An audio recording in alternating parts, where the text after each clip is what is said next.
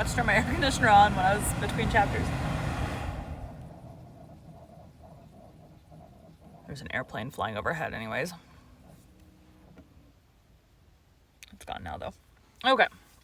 Chapter 33. We're going to go over work time. That's fine.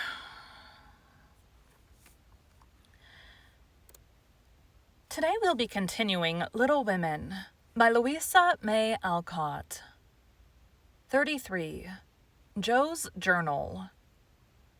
New York, November. Dear Marmee and Beth, I'm going to write you a regular volume, for I've got heaps to tell, though I'm not a fine young lady traveling on the continent. When I lost sight of Father's dear old face, I felt a trifle blue, and might have shed a briny drop or two, if an Irish lady with 4 small children, all crying more or less, hadn't diverted my mind. For I amused myself by dropping gingerbread nuts over the seat every time they opened their mouths to roar. Soon the sun came out, and taking it as a good omen, I cleared up likewise, and enjoyed my journey with all my heart.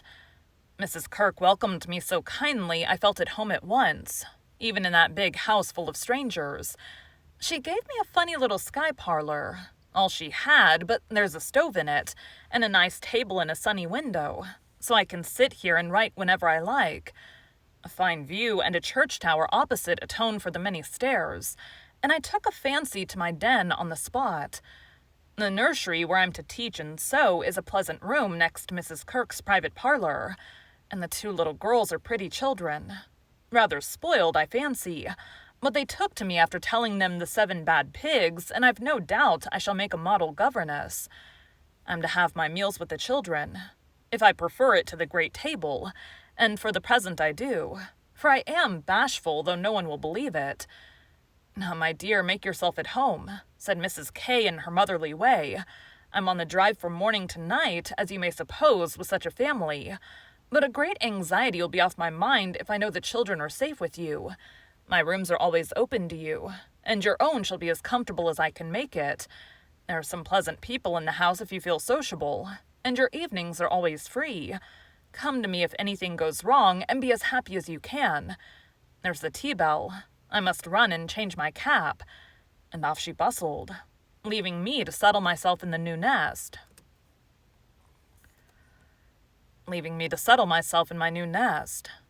As I went downstairs soon after, I saw something I liked. The flights are very long in this tall house, and as I stood waiting at the head of the 3rd one for a little servant girl to lumber up, I saw a gentleman come along behind her, take the heavy hood of coal out of her hand, carry it all the way up and put it down at a door near by, and walk away, saying with a kind nod and a foreign accent, "It goes better so. The little back is too young to have such heaviness." Wasn't it good of him? I like such things, for his father says trifles show character. When I mentioned it to Mrs. K that evening, she laughed and said that must have been Professor Bear. He is always doing things of that sort. Mrs. K told me he was from Berlin. Very learned and good, but poor as a church mouse, and gives lessons to support himself and 2 little orphan nephews whom he's educating here, according to the wishes of his sister, who married an American. Not a very romantic story, but it interested me, and I was glad to hear that Mrs. K lends him her parlor for some of his scholars. There's a glass door between it and the nursery, and I mean to peep at him, and then I'll tell you how he looks. He's almost 40, so it's no harm, Marmee. After tea and a go-to-bed romp with the little girls, I attacked the big work basket and had a quiet evening chatting with my new friend. I shall keep a journal letter and send it once a week. So good night, and more tomorrow.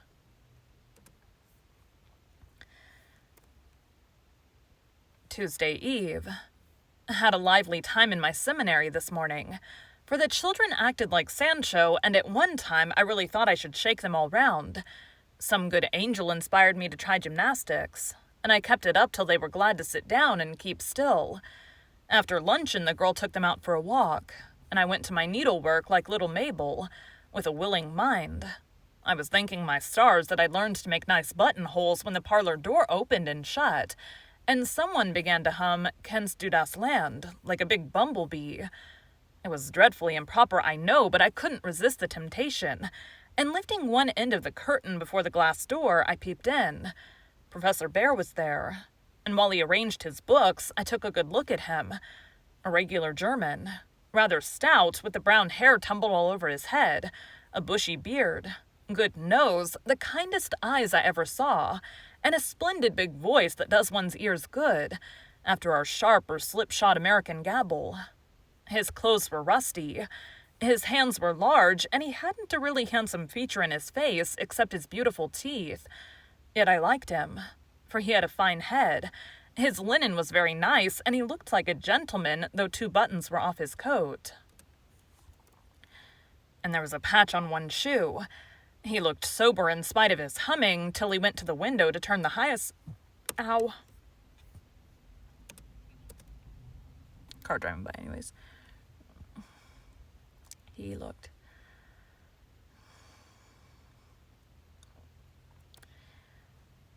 sober in spite of his humming till he went to the window to turn the hyacinth bulbs toward the sun, and stroke the cat, who received him like an old friend. Then he smiled, and when a tap came at the door, called out in a loud, brisk tone, "Herein." I was just... Car.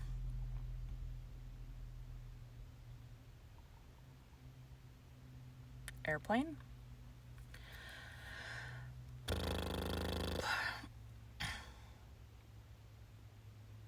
I'm gonna trim my bangs after I get done in here.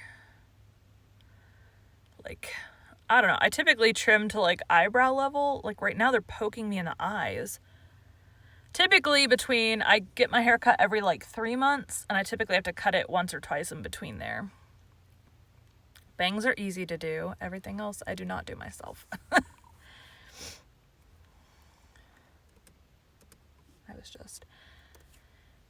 I was just going to run when I caught sight of a morsel of a child carrying a big book and stopped to see what was going on. "Me wants my bear," said the mite, slamming down her book and running to meet him. "Thou shalt have thy bear. Come then and take a good hug from him. My Tina," said the professor, catching her up with a laugh and holding her so high over his head that she had to stoop her little face to kiss him. "Now me must study my lesson," went on the funny little thing. So he put her up at the table, opened the great dictionary she had brought, and gave her a paper and pencil, and she scribbled away, turning a leaf now and then and passing her little fat finger down the page, as if finding a word so soberly that I nearly betrayed myself by a laugh, while Mr. Bear stood stroking her pretty hair with a fatherly look that made me think she must be his own, though she looked more French than German. Another knock, and the appearance of 2 young ladies sent me back to my work, and there I virtuously remained through all the noise and gabbling that went on next door. One of the girls kept laughing affectionately and saying, "Now, Professor," in a coquettish tone, and the other pronounced her German with an accent that must have made it hard for him to keep sober. Both seemed to try his patience sorely. For more than once I heard him say emphatically, "No, no, it is not so. You have not attend to what I say."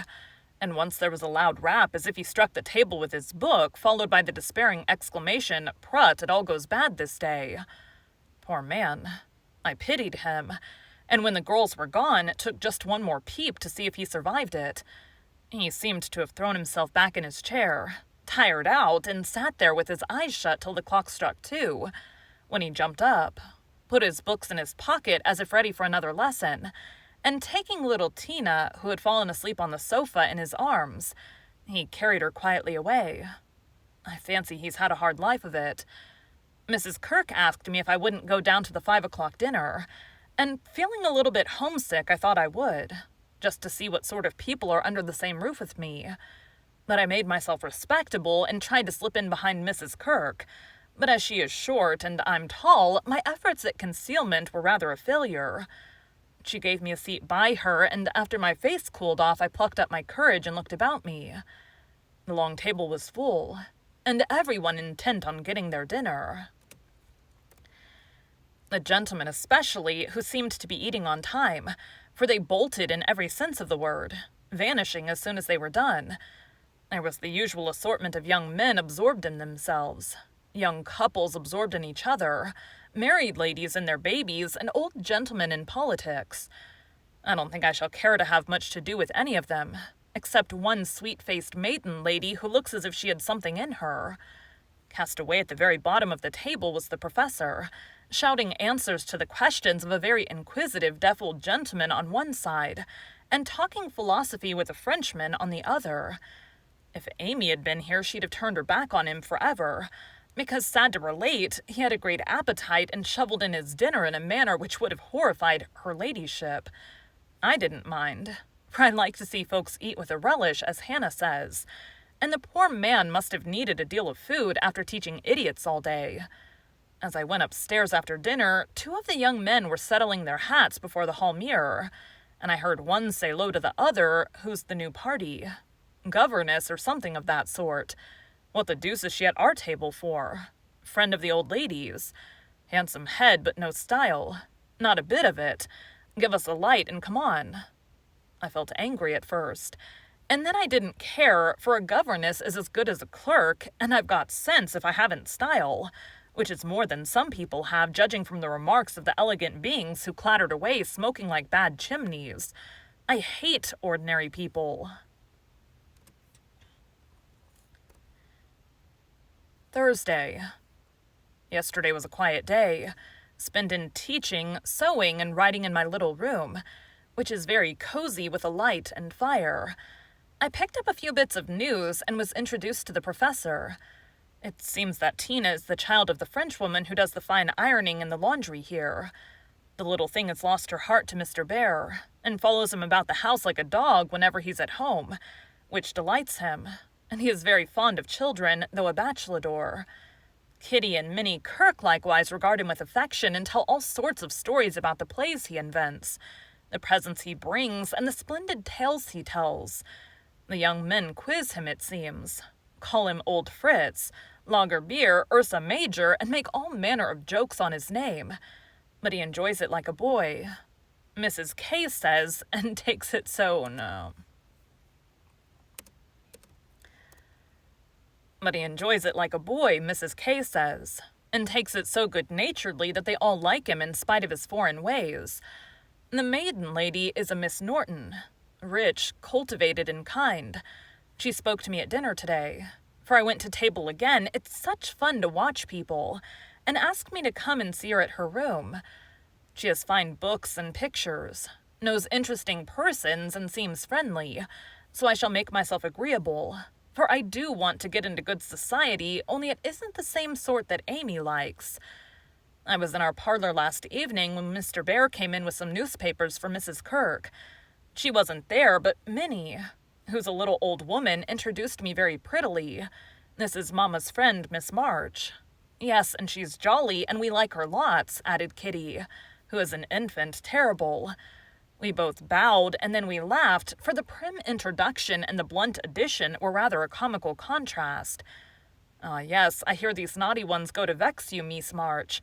If so again, call at me and I come, he said with a threatening frown that delighted the little wretch. I promised I would, and he departed, but it seems as if I was doomed to see a good deal of him. For today, as I passed his door on my way out, by accident I knocked against it with my umbrella.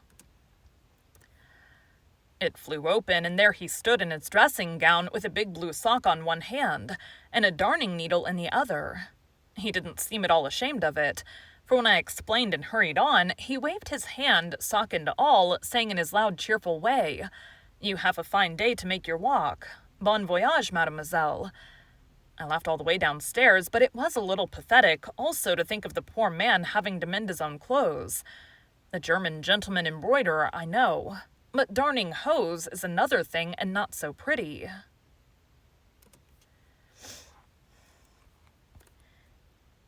Saturday. Nothing has happened to write about, except a call on Miss Norton, who has a room full of lovely things, and who is very charming, for she showed me all her treasures, and asked me if I would sometimes go with her to lectures and concerts as her escort, if I enjoyed them. She put it as a favor, but I'm sure Mrs. Kirk has told her about us, and she does it out of kindness to me. I'm as proud as Lucifer, but such favors from such people don't burden me, and I accepted gratefully.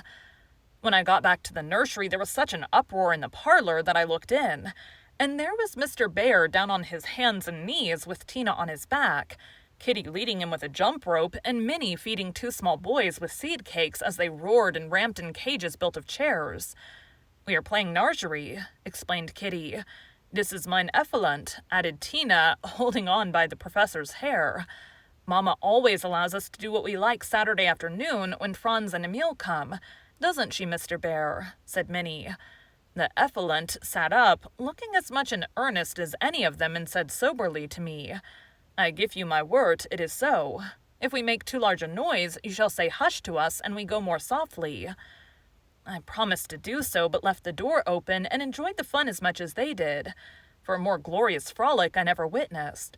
They played tag and soldiers, danced and sung, and when it began to grow dark, they all piled onto the sofa about the professor while he told charming fairy stories of the storks on the chimney tops, and the little kobolds who ride the snowflakes as they fall. I wish Americans were as simple and natural as Germans. Don't you? It's hot in here. I'm so fond of writing, I should go on spinning on forever if motives of economy didn't stop me. For though I've used thin paper and written fine, I tremble to think of the stamps this long letter will need. Pray forward Amy's as soon as you can spare them. My small news will sound very flat after her splendors, but you will like them, I know. Is Teddy studying so hard that he can't find time to write to his friends? Take good care of him for me, Beth, and tell me all about the babies, and give heaps of love to everyone. From your faithful Joe. P.S. On reading over my letter, it strikes me as rather bary, but I am always interested in odd people, and I really had nothing else to write about. Bless you.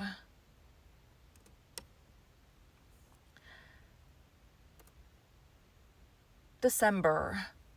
My precious Betsy, as this is to be a scribble-scrabble letter, I direct it to you, for it may amuse you and give you some idea of my goings-on.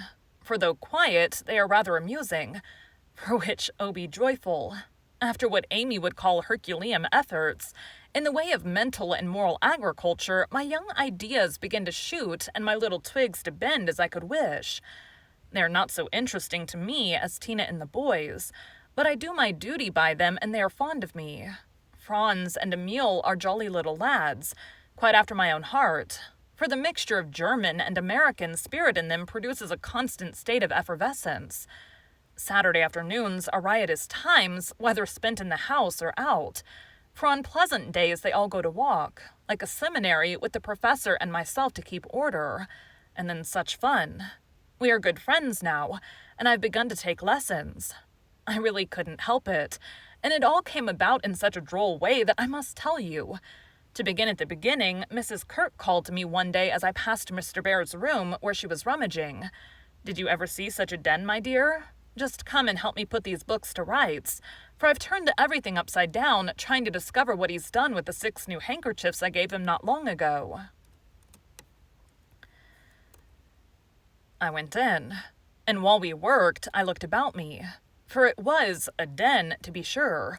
Books and papers everywhere, a broken meerschaum and old flute over the mantelpiece as if done with, a ragged bird without any tail chipped on the window seat, and a box of white mice adorned the other.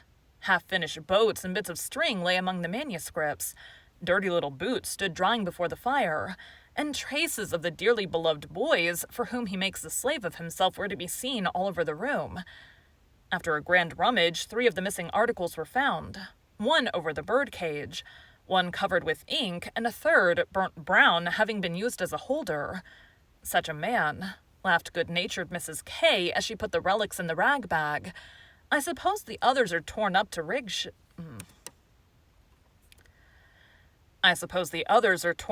ships, bandage cut fingers, or make kite tails. It's dreadful, but I can't scold him. He's so absent-minded and good-natured. He lets those boys ride over him roughshod. I agreed to do his washing and mending, but he forgets to give out his things, and I forget to look them over, so he comes to a sad pass sometimes. "Let me mend them," said I. "I don't mind it, and he needn't know. I'd like to. He's so kind to me about bringing my letters and lending books. So I've got his things in order and knit heels into 2 pairs of the socks, for they were boggled out of shape with his queer darns. Nothing was said, and I hoped he wouldn't find it out. But one day last week he caught me at it. Hearing the lessons he gives to others has interested and amused me so much that I took a fancy to learn, for Tina runs in and out, leaving the door open, and I can hear. I'd been sitting near this door finishing off the last sock, and trying to understand what he said to a new scholar who is as stupid as I am. The girl had gone, and I thought he had also. It was so still, and I was busily gabbling over a verb and rocking to and fro in a most absurd way, when a little crow made me look up, and there was Mr. Bear looking and laughing quietly while he made signs to Tina not to betray him. "So," he said, and I stopped and stared like a goose. "You peep at me, I peep at you, and that is not bad. But see, I am not pleasanting when I say, 'Have you a wish for German?' Yes, but you're too busy. I am too stupid to learn," I blundered out, as red as a peony. "Prut, we will make the time, and we fail not to find the sense." "Prut, we will make the time, and we fail not to find the sense. At evening I shall give a little lesson which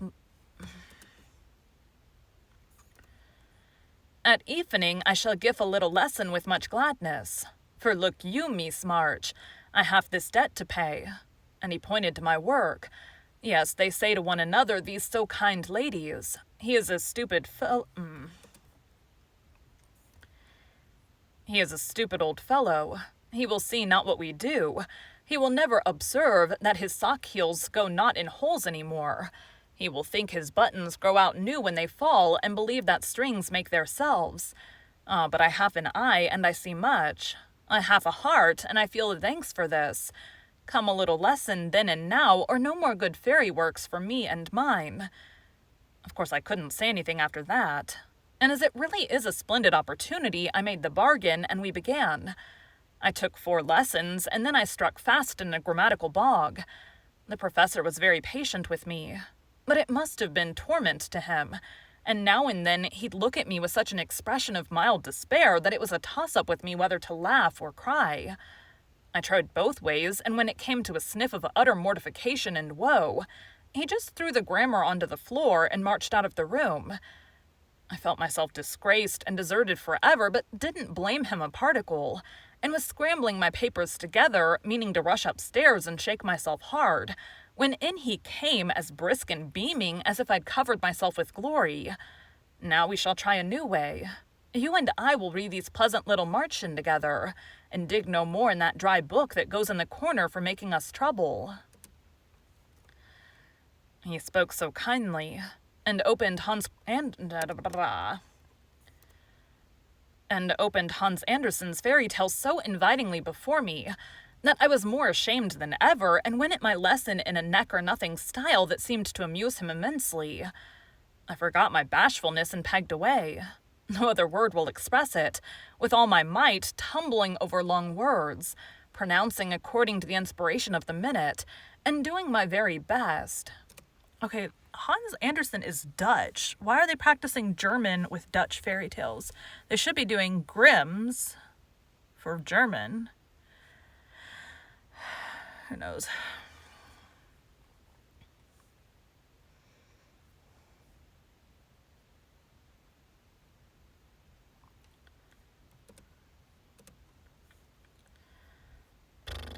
Doing my very best. When I finished reading my first page and stopped for breath, he clapped his hands and cried out in his hearty way, "Das ist gut. Now we go well. My turn. I do 'em in German. Give me your ear." And away he went, rumbling out the words with his strong voice and a relish which was good to see as well as hear. Fortunately, the story was The Constant Tin Soldier, which is droll, you know, so I could laugh, and I did, though I didn't understand half he read. for I couldn't.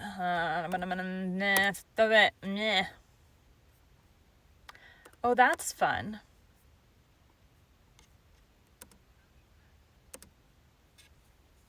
Have you read? For I couldn't help it. He was so earnest, I so excited, and the whole thing so comical.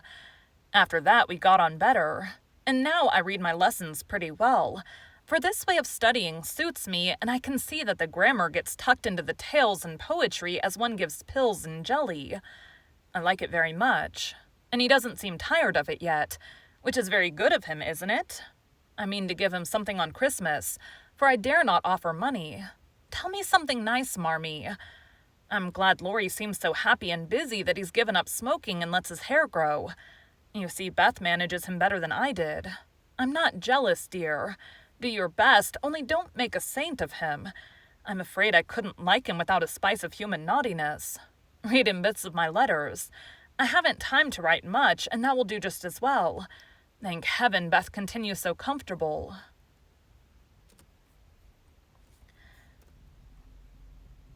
Car.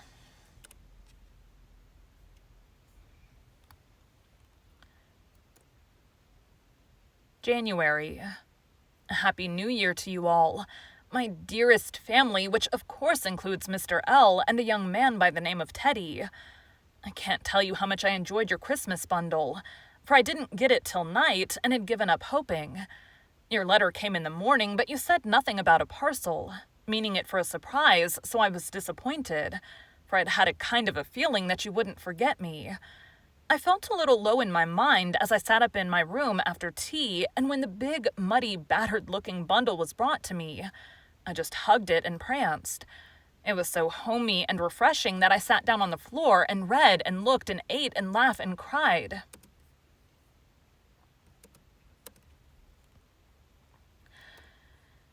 It was so homey and refreshing that I sat down on the floor and read and looked and ate and laughed and cried, in my usual absurd way.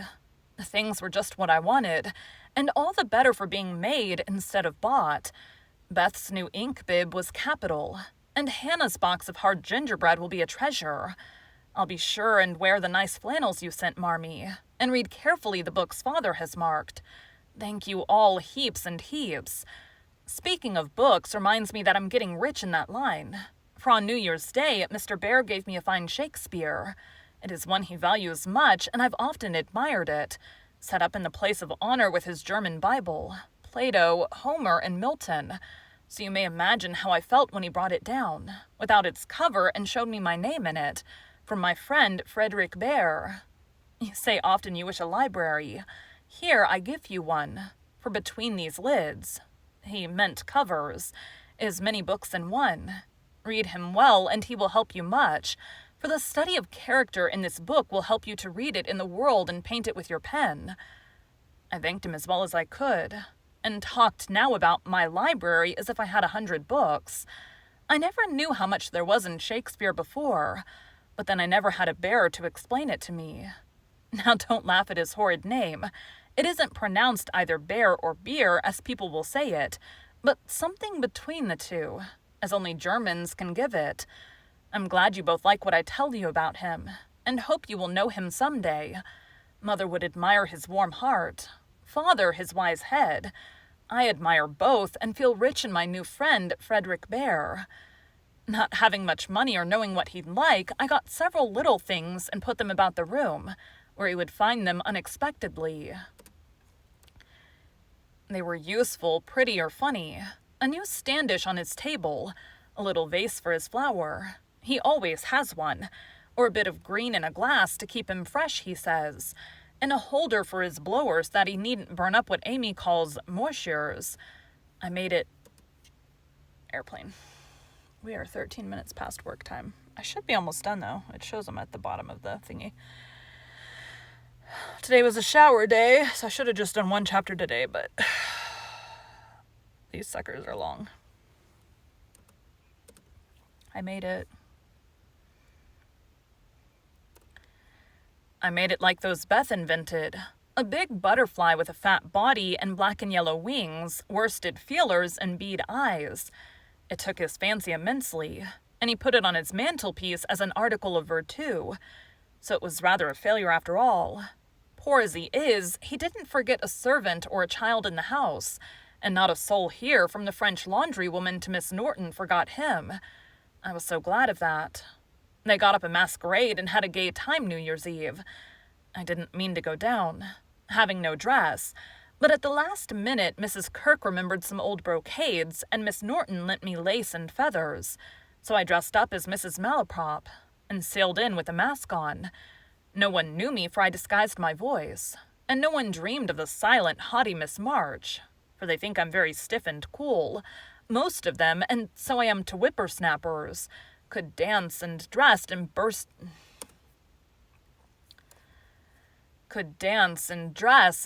out in a nice derangement of epitaphs, like an allegory on the banks of the Nile. I enjoyed it very much, and when we unmasked, it was fun to see them stare at me. I heard one of the young men tell another that he knew I'd been an actress. In fact, he thought he remembered seeing me at one of the minor theaters. Meg will relish that joke. Mr. Bear was Nick Bottom, and Tina was Titania, a perfect little fairy in his arms. To see them dance was quite a landscape, to use Teddyism.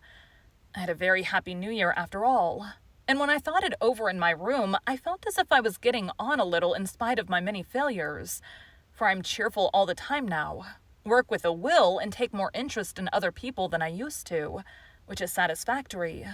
Bless you all. Ever your loving, Jo. Thank you for joining Bite at a Time Books today, while we read a bite of one of your favorite classics.